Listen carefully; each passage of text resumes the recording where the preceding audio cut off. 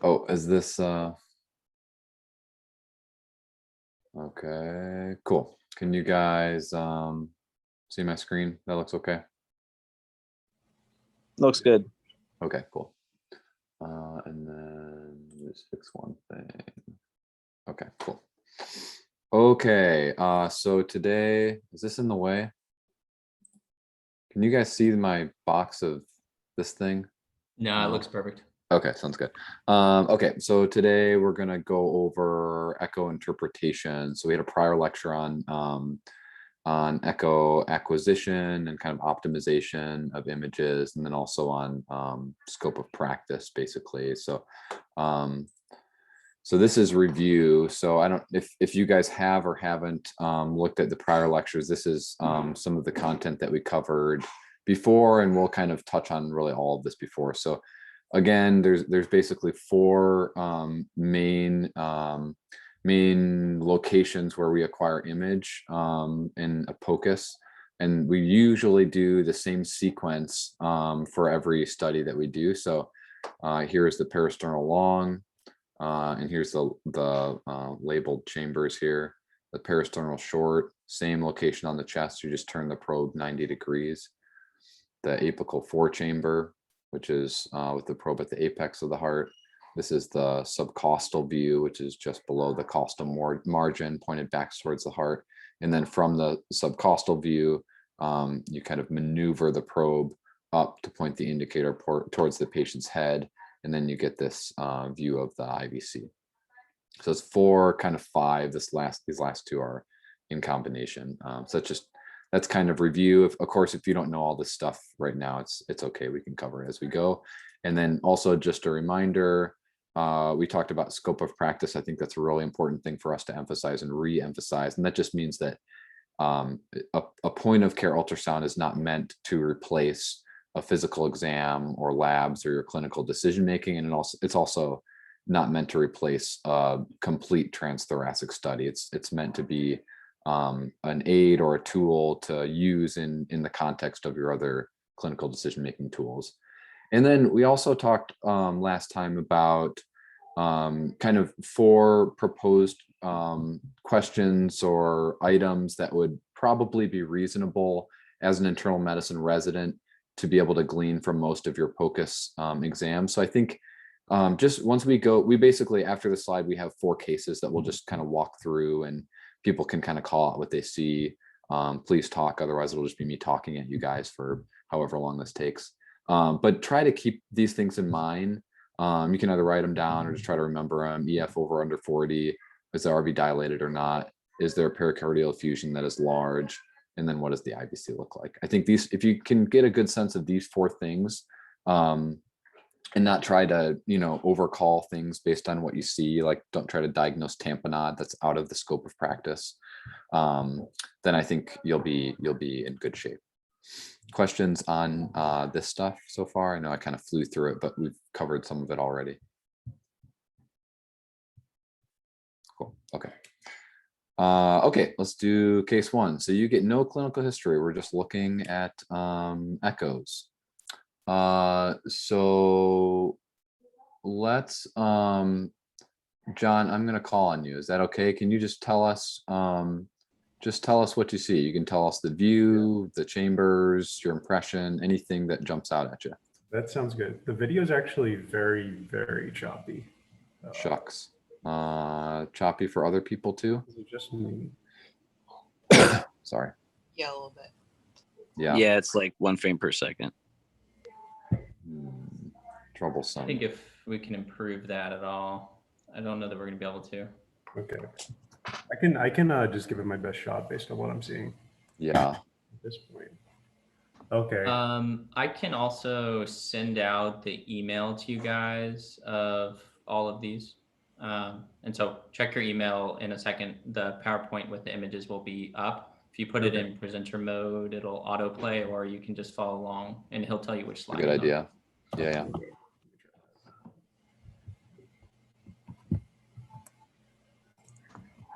You can start though until it comes. Okay. So we're in our parasternal long axis here. Looking at the LV, it's kind of tough because it's choppy. I guess the squeeze, I don't know, it looks okay, but it's kind of hard for me to see. I am seeing like the mitral, the septal leaflet of the mitral valve I can't see it totally coming out to the wall, but it's just kind of tough for me to see. The RV, or at least the RV outflow tract, doesn't look terribly dilated from what I can see in this view either. We're not getting the best view, at least from what I can see, of the aortic valve. So I don't have a great view of it either. Maybe a small pericardial effusion that we can see as well down there. Yep. But that's yeah, sort of nice. like, I mean, yeah, I agree. So just to mention what John was talking about there. So I agree. There's a pericardial effusion there. It's probably, yeah, I agree. Probably small or moderate, probably small. You mentioned the mitral valve. So there's the anterior and posterior leaflet of the mitral valve. The tricuspid valve has a septal leaflet, but in the mitral, we refer to it as anterior and posterior. But you're right. I think what you were getting at is that one of the things that we can look at as a rough estimate of what the ejection fraction is if there a lot of separation between the mitral valve and the septal wall. And we can look at that in what's called M mode and look at something called E-point septal separation in a different picture, in a different image of this. But yeah, you're right. The aortic valve, I agree, which we would see here, is just kind of shadowy and not well seen. It is kind of opening and closing. I know yours is choppy, but on mine, I can kind of see it, but not great. I agree. The RV looks like it's contracting pretty well. It's not this isn't the perfect view to look at RV function, but it's reasonable here. And then looking at the LV systolic function, I would say looking at this image, we can't see the endocardial border great, but my impression just looking at this image would be that it's down. So if we talk about it being above or below 40, I would say on this, it definitely looks like it's below 40. It's just not coming in well. And again, the only ways that you get better at eyeballing these things are just by looking at a lot of them. And so I don't expect you guys to really be great at these, but just the more that you see and the more you kind of put your chips on the table and call what you see, the better. So yeah, great job. I totally agree. We're gonna keep going. Okay, so this is, do you know what this is, John? I just mentioned it a second ago, but was this I forget what the name was called, but you're looking at like how close the anterior leaflet gets to the septum. Yeah, exactly. So this is something called M mode. This is a really old school way of performing echo. This is actually the only way that they used to be able to have echoes. They would use these M mode images. And so basically, if you imagine just taking a slice of the image that we saw before through where these dotted lines are, and then tracking it over time, this is what you would get. And you can use the QRS complex of the EKG to tell you where you are. So here are these tiny QRS markers. So this is obviously diastole. This is early diastole when the mitral valve opens, and this is the anterior leaflet. So mitral valve's open, anterior leaflet. Generally speaking, if there's more than about 8 to 10 millimeters of separation here between the anterior leaflet of the mitral valve and the septum, then we call that low, and it's the likelihood of there being a depressed EF is I don't know the number, but that's abnormal.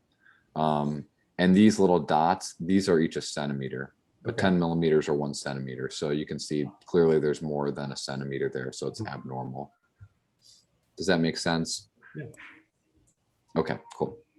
This is not something that you guys would be expected to know by POCUS, but I think giving you little glimpses of some of the things that we look at helps solidify the basic knowledge that we hope you take away from this. So the slide should be in your inbox shortly. Cool. What was the name of that again? Was there a specific name for this thing? Yeah. This we refer to as E-point septal separation. We call it E-point because there are different phases of diastole. The E in diastole is the earliest phase of diastole. So this is when you get usually the kind of largest inflow through the mitral valve. So you get this big opening of the mitral valve, and then this is your atrial kick, and then you have systole here.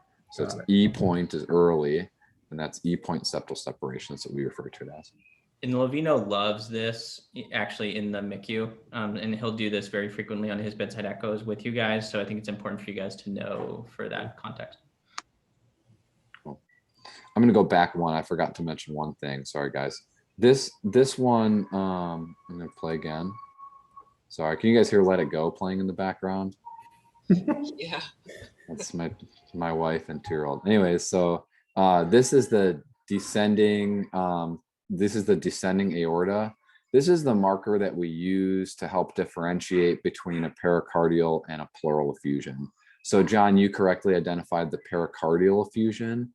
If it were a pleural, because it tracks above, kind of in between the heart and the descending aorta. If it were pleural, it would track posterior to the descending aorta. That makes sense? That's one easy trick to use. And when you're acquiring your images, you should always try to capture the descending aorta in your image. This is a good depth that they acquired the image at. Okay, so we did E-point septal separation. So somebody else want to take this one? Who's on? Sorry, I don't have the view of people. I'm forgetting names already. I can take it. Awesome. Attempt. So it looks like parasternal short. Yep. View. Basically in the middle is LV. I would say maybe it's less than 40% EF. Well, yeah, maybe less than 40%. It's not horrible squeeze in the LV, but it doesn't seem necessarily normal. I would say there's also an effusion present, pericardial effusion. Yeah. I know in this view you're supposed to kind of see like the papillary muscles and things, but I really can't say much about those. Yeah, about those right now. Yeah, I totally agree. So yeah, parasternal short axis, like you said, this is a good view to look at kind of overall ejection fraction. It's definitely below 40. I would say you're right in saying that. We can see that same kind of posterior pericardial effusion. You can see a little bit of the RV up top here. Usually we'll kind of see it up top and kind of to the left side of the screen here, but we can't see it that well. And just like you said, oftentimes we can see the papillary muscles in this view, but it does depend on the level within the heart that you're acquiring the image. So you can imagine if you scan the probe down towards the apex, then you'll get more of the papillary muscles in the apex, and then you can also fan back up towards the mitral valve, and then you can also get all the way up to the aorta. So we don't really see, I mean, these are kind of the starts of the papillary muscles here and here, but you don't see them great. I agree. And then this is another view that can be helpful for wall motion, but I think for y'all's purposes, you don't really need to be have a nuanced understanding of that. But cool. I'm gonna keep going. Just guys, I'm just gonna kind of roll through these because there's 4 cases and a bunch of pictures. But please stop me if you have questions. So this just is again parasternal short. We've scanned up towards the base of the heart from where we were in the prior image. And so now we're up to the level of the mitral valve. This is kind of the fish mouth looking mitral valve, right? This is the anterior leaflet up top and the posterior leaflet on the bottom. Not much else here. We see again, the squeeze isn't great. The higher up you get, especially kind of at this level, your septum becomes less muscular. And so it's less of a good view to assess for left ventricular ejection fraction. But even with this, I think we would say that it's still probably down from here. We'll keep going.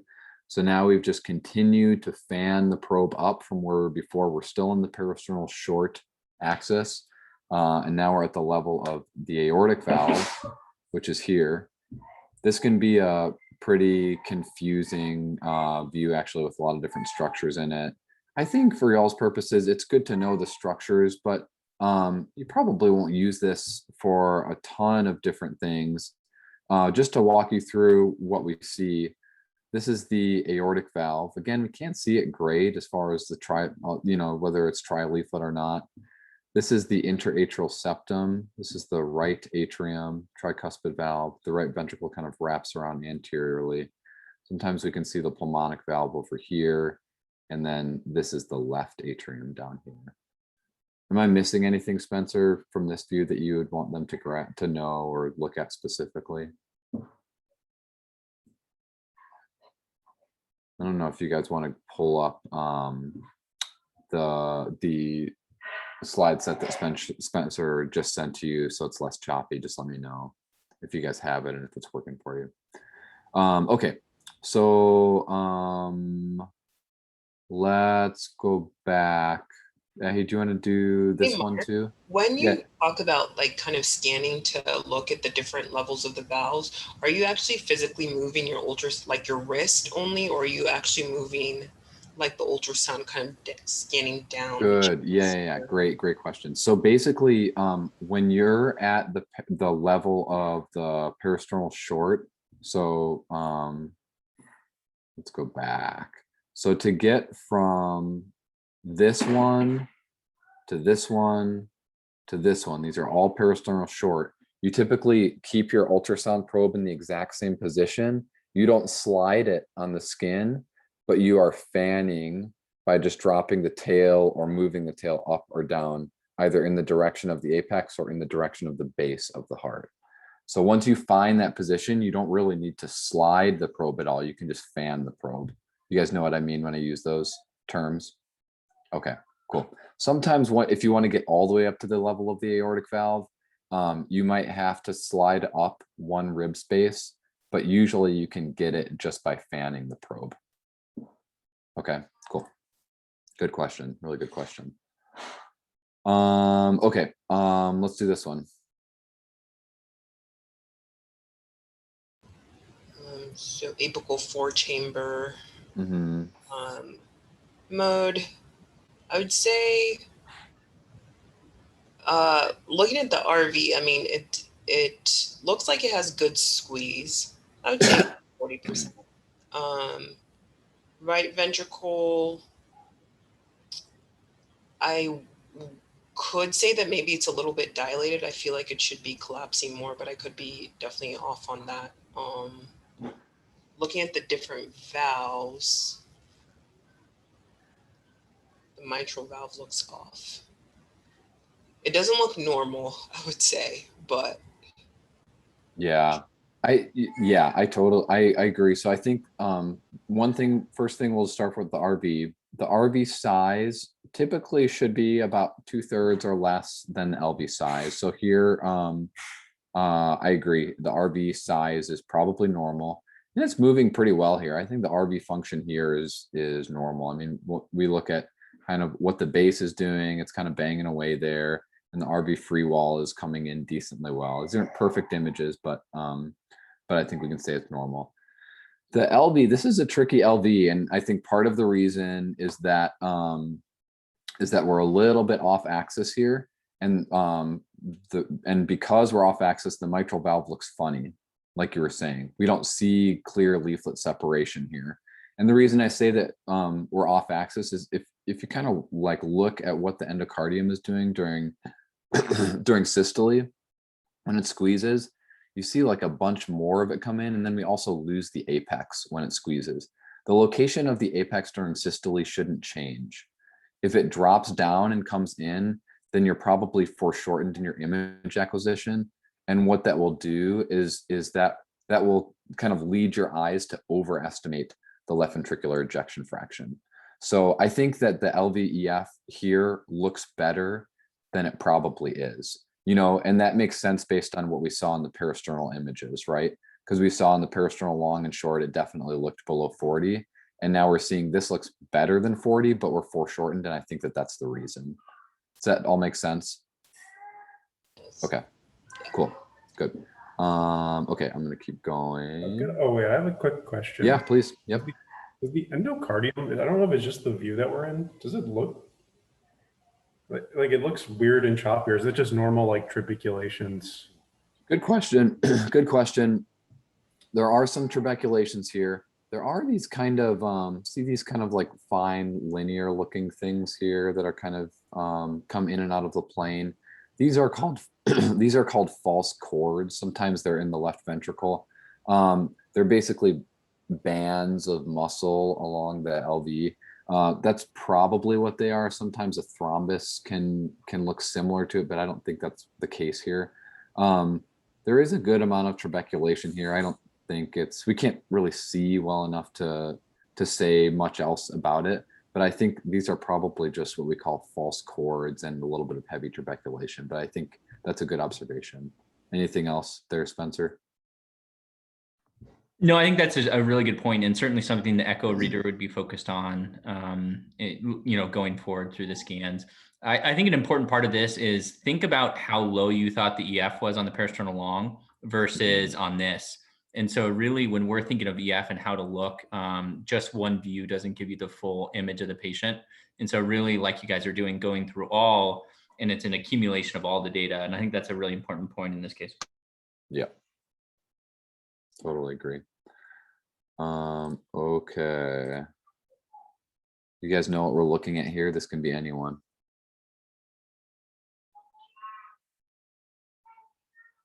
Oh, a tough image. These are real life images. So these are not we're not holding your hand walking you through the park on these. These are kind of difficult. So we skip the subcostal. This is a view of the IVC basically. And sometimes we use color because the IVC can be difficult to see. So to orient you, the probe is turned so that the indicator is pointed towards the patient's head. So this is superior over here. This is inferior over here. The liver's up here. This is the IVC coming up superiorly towards the right atrium, which is right here. This little kind of you can see a little shadow here. This is the cavo-atrial junction. And then this color flow in here is the hepatic vein dumping into the IVC as it comes in. So what are we looking at here? We're basically looking for one, the size of the inferior vena cava. The cutoff that we generally use for calling it dilated or not dilated is 2.1 centimeters. And again, I'll remind you, the distance between each one of these dots is 1 centimeter. So it would need to be a little over 2 of these dots together, and it's not, right? It's pretty collapsed. And if it the other thing we look at for is collapsibility. So size and collapsibility. So size, we talked about. The collapsibility, we just say if it collapses greater than 50%, then we call it collapsible. And usually we do that by having a patient do like a sniff, a quick inhalation, which will result in the IVC collapsing if it's collapsible. Does that make sense? So we usually measure it about 1 centimeter from what we call the cavo-atrial junction. So kind of right around here. And you can see it's pretty small here. So I would call this small and collapsible. So this can help in terms of volume status assessment. Cool. Okay, what is this pulsatile structure? This is an important thing to distinguish from the IVC because it's running in parallel with it. Aorta? Yeah, descending aorta, yeah. So I think we mentioned last time when you're acquiring images of the IVC, it's really important to make sure that you see what you think is the IVC emptying into the right atrium, because obviously the IVC courses on the posterior right aspect and the aorta is on the posterior left. It can be really easy to image the aorta when you think you're imaging the IVC or vice versa. A trick that we use sometimes is what the sonographer did here by putting a color Doppler on it, and you'll see that it's pulsatile, and then we know that it's the aorta. You can also do other pulse wave or continuous waves to make sure that it's pulsatile, but yeah, this is the aorta.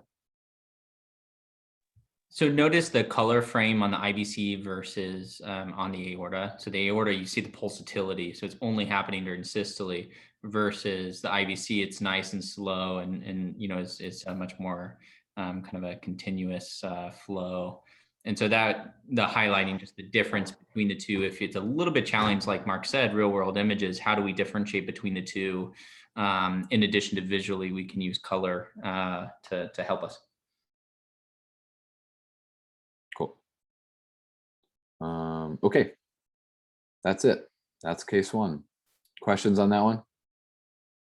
Cool. Case number two. Okay. Hey, is it Manon? Did I say your name right? Are you there with us? Yeah, it's Manan. Hey, how's it going, man? You want to try this one?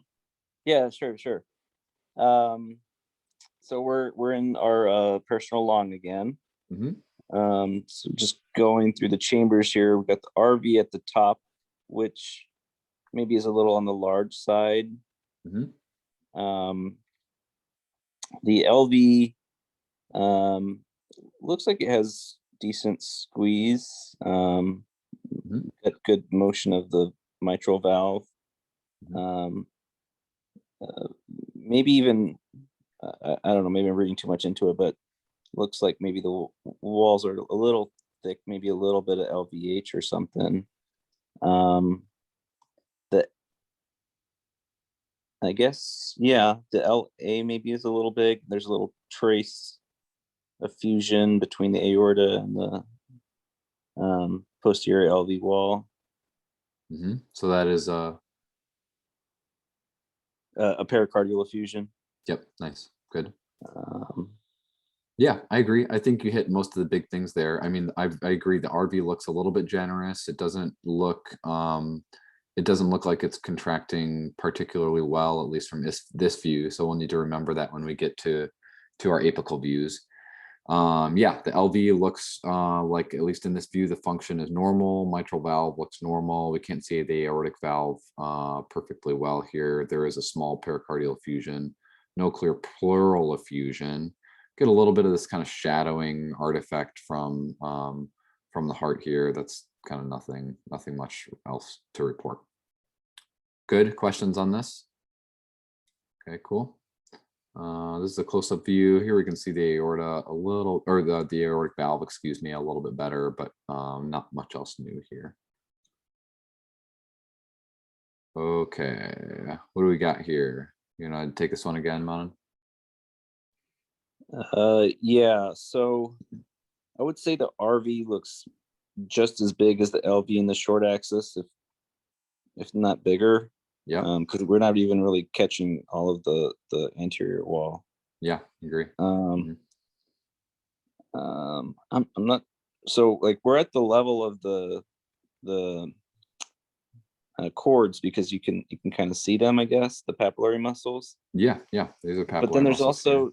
some, I don't know, there's some like hyperechoic stuff in the RV. I'm not sure exactly what that is, if that has some kind of papillary muscle on that side as well.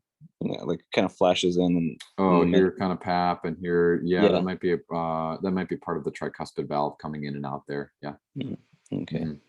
What do you think of this? Is a tough question that you may or may not know the answer to, but what do you think of the motion of the septum here? Have you guys has anyone ever told you guys about the motion of the septum and what it looks like, flattening or not, during different cardiac phases? I would, yeah, now that my attention's drawn to it, I would say it's flattening during systole. I agree. Yeah, cool. Almost like a D sign. Yeah. So what does that tell you? It's like right ventricular strain, or right ventricular dilation. Yes, strain. Yeah, strain is a word that we kind of throw around, and I think the specific terms that we use in echo when we're looking at the motion of the septum, and this is the motion that we typically use for that D-shaped sign that you correctly mentioned, is if there is D-shaped flattening of the septum during systole, which I'm going to pause this and then show you a good, see if we can find it here. So this is pretty good. There's D-shaped flattening of the septum. That is consistent with right ventricular pressure overload during systole. If you see it during diastole, that's typically an indication of right ventricular volume overload. And if you see it during both, then it's both. Okay. So yeah, you see it during systole, and then if we go out during diastole, you don't really see it anymore, right? We're right in the middle diastole, and it's kind of opening up, and you have this kind of spherical shaped LV again. But systole, yeah, so systolic flattening of the septum indicative of right ventricular pressure overload with a large right ventricle, as you mentioned, that looked a little bit dysfunctional in the peristernal long view, right?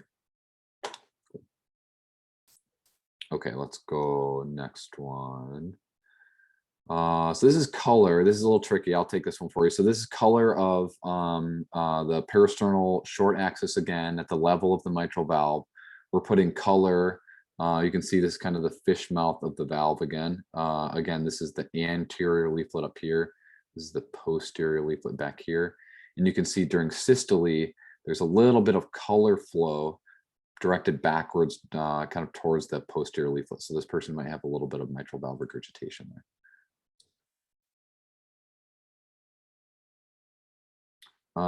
Man, tough image, huh? So what do you got? Tell me. Let me see if the next one is any better. Nope, it's not. Sorry, I'm going back. I guess we're in the apical 4 now. We are. Yep. And we can still see some bowing of the septum into the LV in this view during systole, and can clearly see RV's almost, like 50% bigger or something like that than the LV. Yeah, it's huge, right? Yeah.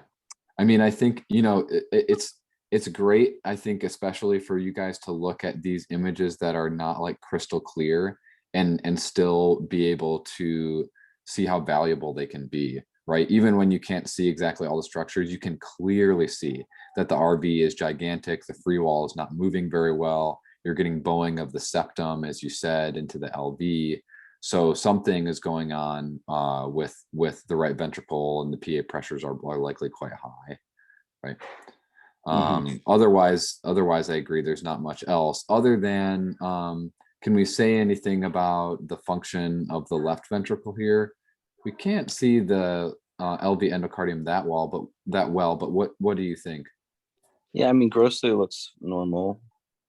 I agree. Yeah, I think it's probably normal here. Cool. Anything else anybody wanna?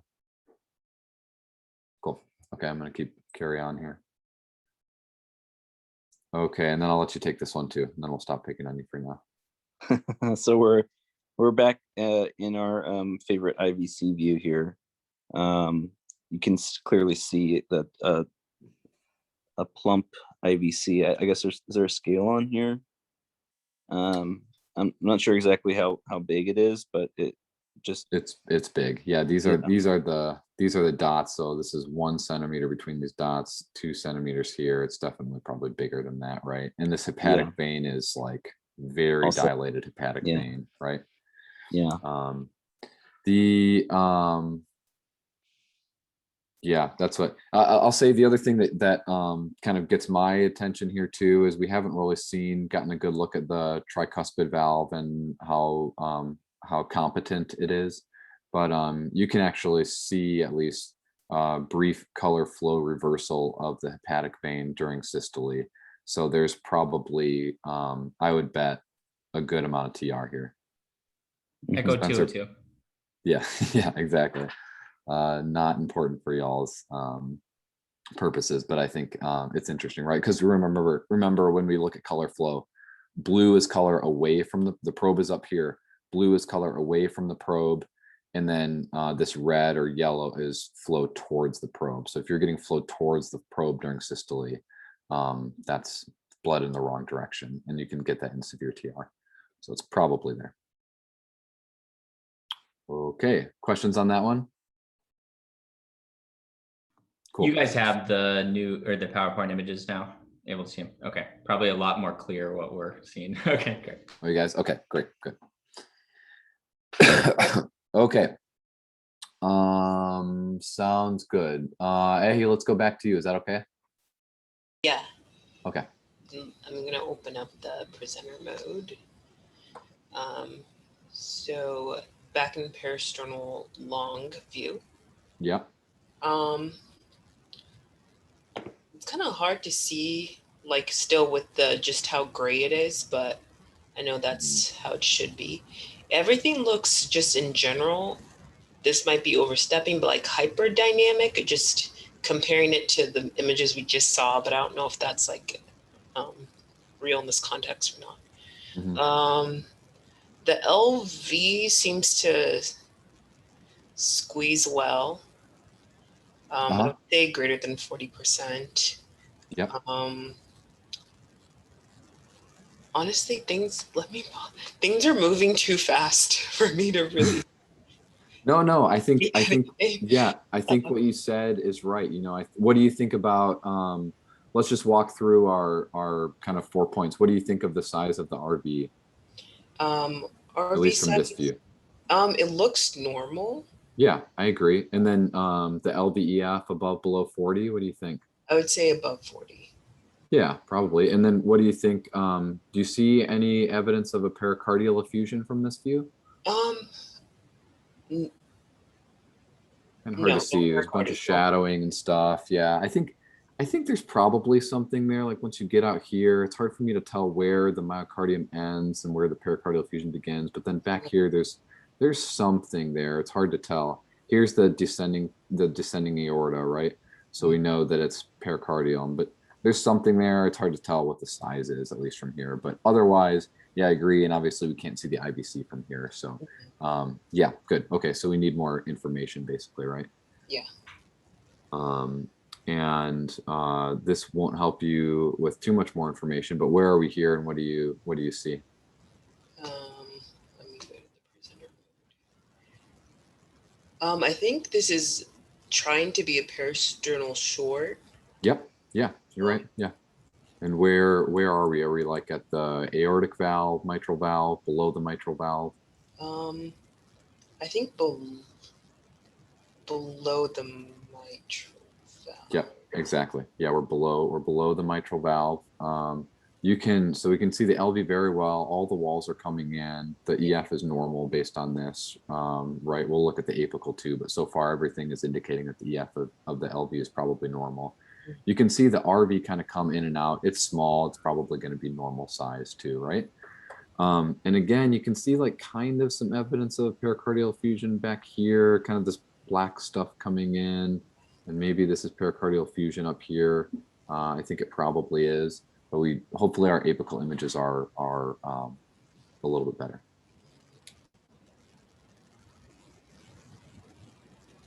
Okay. One sec. Sorry, I'm opening No, it's all good. pen. So looking at the LV, I still think the EF would be over 40%. Mhm. The RV looks to be the right size, but it has this bowing that it's doing. Looks like it's during, I can't tell if it's during systole. I think during systole, kind of is bowing out a little bit. Oh, here the free wall out here that kind of jumps out. Yeah. Yeah. That and it doesn't do it with every beat, huh? Sometimes there is some changes with respiration. I think it's just expanding well during that's actually during diastole that it's doing that. But I agree. What you said, the RV size is normal. The function looks normal. I agree what you said about the LV. The endocardium of the LV we can't see perfectly well, but of what we can see of it, it's definitely coming in normally, right? And then there's probably just a trace pericardial effusion. So I was getting all excited. Sorry, I haven't really looked at these images before, but yeah, there's a trace pericardial effusion. So not much else really. Anything else, Spencer, that we're missing? This is great because I prepared him, so I know exactly where I wanted him to go with these images. It's the best. Is the LA size normal?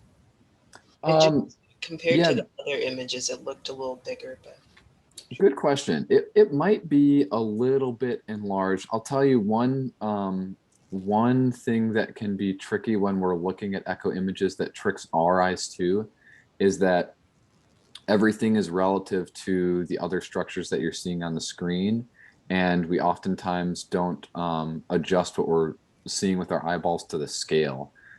So it might be large. And so what I mean by that is, like, if you have a big dilated left ventricle and the left atrium is dilated too, then it all just might look like a normal size. You know what I mean?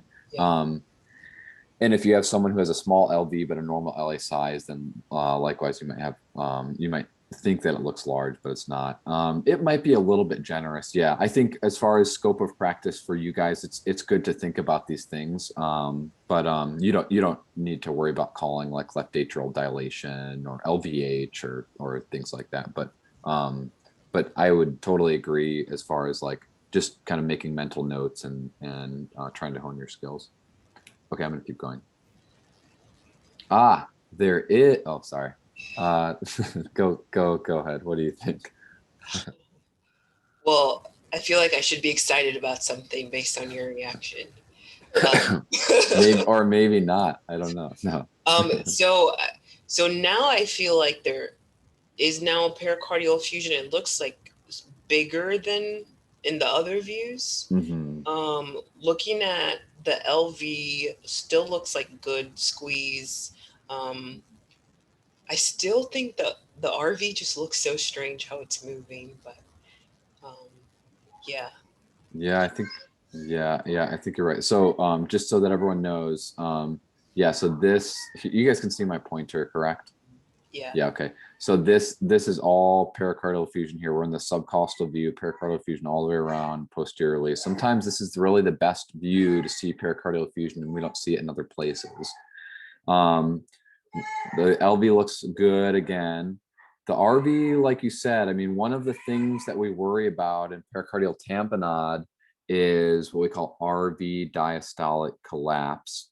I don't think it's here now. It's kind of hard to say. What do you think, Spencer?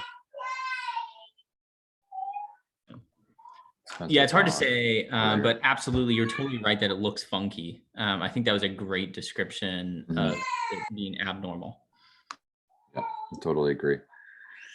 Okay, so we're gonna keep going. Sorry for the background. Okay, and what do you think about this?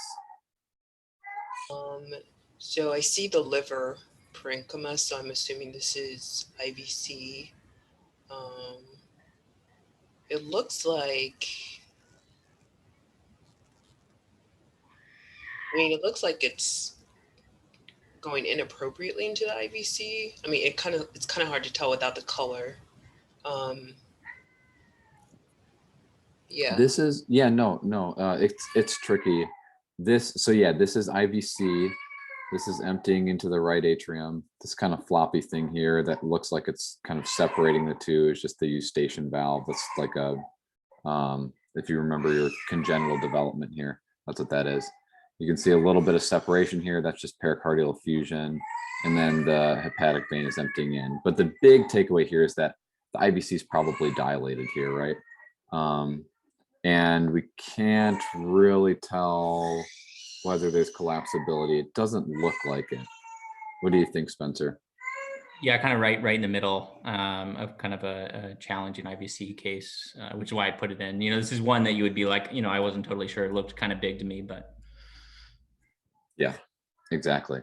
So, one of the things that we mentioned up front as far as scope of practice is being able to identify pericardial effusions, but, the diagnosis of echocardiographic tamponade is probably outside of the scope for your guys' purposes. But I think, just being able to identify the pieces that you might expect as far as a large pericardial effusion, a funny looking RV, and a questionably dilated IVC, all are things that we would expect in tamponade. And so I think bringing those things to our attention is a good idea. Do you need to go help? I can take over. Yeah, can I Yeah, I'm gonna stop sharing. Just unshare your screen and I'll share mine. You mean you guys aren't enjoying that? I think it's hilarious, personally. Can you guys see my screen? You guys can see my screen. Okay, great. I'm gonna stop share. Let me go. And so I think the important point of this case and the last two cases is really going back and making sure you get all of your images, right? From here, this is the peristernal long in the same case. You're like, okay, it's maybe a little bit overgained. It's a little bit too bright, like you had mentioned. You see something kind of funky up here and it just looks abnormal. but we can't stop there saying yes or no. And so then you go to your parasternal short and you're like, okay, it's kind of a cruddy image. Again, maybe a little bit overgained. The RV you think is right here. And then all of a sudden there's something a little funky that's up here, but continuing to go and really acquire all of your images before you make a decision. From the apical, you're like, okay, this RV is moving a little funky. The LV looks okay. No clear pericardial effusion. And then finally you get to the subcostal and you're like, oh, putting it all together, there's, what I was seeing was weird. And indeed, you're not crazy, right? Like those things kind of all go together from that perspective. And so certainly the concern in this case would be tamponade. We would never call it on a POCUS, and you guys should not. But we would love if you guys called us with this type of case, said, hey, particularly if the patient's hypotensive and was showing clinical parameters of tamponade. I got this patient who has cancer, who came in and now they're hypotensive. I did a POCUS, their LVF looks okay, their RV looks funky, and I see at least a moderate sized pericardial effusion. If you told us that, we would be so impressed and so happy with that interpretation of these images. And also these are real world images, right? Even a sonographer is not getting the prettiest images. And so I know you guys and I personally, when I'm doing POCUS, get all concerned when I can't see things particularly well, but getting to an image view and not just giving up on a hard parasternal long that you can really interpret the patient better, particularly the subcostal. It was very important for making this diagnosis. And if you guys, saw this with the POCUS and indeed they were hypotensive and we came in and tapped it, that would really have added to your ability to take care of the patient. So I thought your interpretation was really perfect in that case. And I think this is a case where POCUS can be particularly helpful. So that was good. And this IVC is tough, but again, just another, a real world kind of moderate IVC where and if you guys have trouble interpreting it when you're doing it, you don't have to report it. Always remember that too. Only interpret or report things to your attendings that you feel confident about. So last case, okay. Apparently I didn't make these auto played. I think we're back to John. Yeah. Yeah. Right, I think you have them on your own screen, so you should be able to. Okay. Wait, let me make sure I'm on the right one. Okay. While you're working on that, I will make these so they're like they should be. Side note, the videos run like well on your computer, Spencer. They run better on mine? Yeah.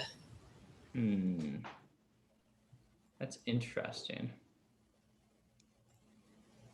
Okay. Let's see. Yeah. Okay. So also sort of a tougher image to see. We're in the parasternal long here. Let me pull up on my computer again. Okay, parasternal long. So things I'm looking at for the LV itself, for the squeeze, it looks pretty decent. I'd say probably just from this view, it looks like it's greater than 40%. We see that it does look like the anterior leaflet's sort of moving up towards the septum, getting pretty close. Otherwise, you see the RV outlet, and that looks like a pretty decent size, and it looks like it also is sort of squeezing, but hard to see. Other things for this image, looks like what I think is a pericardial fusion. It looks like that's the coronary sinus. Somewhere down here, and it's tough. Yeah, it's right next to it. So yeah, you might be right in that perspective. Maybe just a trace of fusion, like you're saying. Yeah. Kind of right down there. Yeah, you're absolutely right. What would you do to optimize this image to make it more discernible? Is this the gain? Would we have to pull back the gain? Yeah, I would turn down the gain. I think that's an absolutely perfect. And so for you guys on the wheel, on your MICU machine, it says 2D on it and it's a wheel. And so you just literally just turn it. And then on the one at CUH, it has a physical thing that you have to, on the slide, since it's a touch screen that you would use. But I think that was a perfect interpretation for you. For Echo 202, just for your guys' knowledge, when we're looking at this valve, it just looks a little bit funky and heavily calcified. Not something we expect you to know, but that's Echo 202. But perfect 101 description of that. Okay, what is this? I guess is that same view we looked at before, that, what was it the E-point septal separation? Beautiful. Again, sort of a tough view, but I think you can see it. There's, wow, I forget what the cutoff was, but it looks very close from the, yeah. And that's It looks exactly like all we want you to say. You know, it's 170. close. EF is probably normal. So early diastole, and you can see that with the EKGs. Here's a QRS, here's a QRS, here's the T wave, that's diastole. Blood is flowing in, the anterior leaflet of the mitral valve is opening. So that's early diastolic blood flow. And then it kind of slows down, and then you have atrial kick. And so that's more blood flow pushing the anterior leaflet more anterior. Perfect. And again, Lavino just loves that. So I always like to show you guys so you kind of, you know, comprehend it. But yeah, this is really helpful. Let's say you wanted to measure the septum. You could pull out your measuring tool and measure the septum. You can measure the LV, measure your posterior wall, all of which they used to do on echo. We don't use it as much anymore, like Mark had mentioned. But yeah, absolutely. A normal EPSS. All right. Got it. Now here's our parasternal short. We have a pretty good view of the LV. It looks like it's definitely more than 50% of ejection fraction. I don't know if I'm really seeing an RV at Yeah, all. and it's really just tiny. And Like a it's sliver. oftentimes in a very normal patient is just the sliver. You're absolutely right. Okay. And then otherwise, maybe again, just that smaller pericardial effusion around the back. Beautiful. And I would call it even just trace. Yeah, Great. absolutely. I think that's a perfect interpretation. Okay, since we're getting close to the end, Manan, do you want to take this? Sure. Sorry, one sec. It's okay if you, John can keep going too, or your kiddo can jump in. Actually, yeah, I'll defer to John. Okay, perfect. Okay, so this is again still in our parasternal short, but it looks like we're closer to the level of the mitral valve, if that's what I think we're What looking would you call this central thing here? at. Oh, is that not our, I thought that was our mitral valve. Yeah, and so it's a little bit Yeah. weird. It's overgained again, Yeah. but it kind of looks like that Mercedes-Benz sign, right? A little Yeah. bit more calcified than one would expect. So that's the calcification on the aortic valve That was the aortic valve. Oh, that we had described. Yeah, absolutely. So that's a little bit higher than the mitral. So you're fanning up towards the base of the heart to catch the aortic valve, which sits right in the middle of the heart. got it. Absolutely. Okay. So, but you're right. That's in the parasternal short. All right. Moving on. All right, and this looks like our apical four-chamber view. Yeah, looking at the, still not the best pictures, but looking at the LV, the ejection fraction again still looks pretty good, greater than 40%.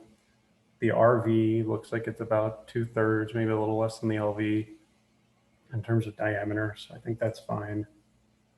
And that's all I would interpret off of this, because like you said, it's not the world's best image, which, as we know, you and I will both obtain poor images in the apical four-chamber view. But so staying within your scope of practice is both saying, you know, what we, you know, staying to those four things, but also knowing when we shouldn't be interpreting things. So that was perfect. Yeah, I think that's as far as I would go with that. And then tell us about this view. Yeah. Wow, to be honest, I'm not, I need to look for a second because I'm not 100% sure what I'm looking at. It's a little funky, and part of it is, I think I just accidentally moved forward, is I think the liver echo texture is abnormal. And so it's leading to shadowing on the heart. And so they're actually shooting through the liver, but it's kind of a cruddy liver. So remember how clean that last subcostal was? Yeah, In this patient, the subcostal is just not that good. yeah. And so always remember, you know, if one image is good in one patient, it might not be in the other. And that's the reason I threw it in. And then finally, the IVC in this patient, which is small and collapsible. So seeing the IVC come into that RA, even through this pretty cruddy liver. So John, overarchingly, what would you say about this patient's echo? I think overall, I mean, it looked pretty normal overall, to be honest. Perfect.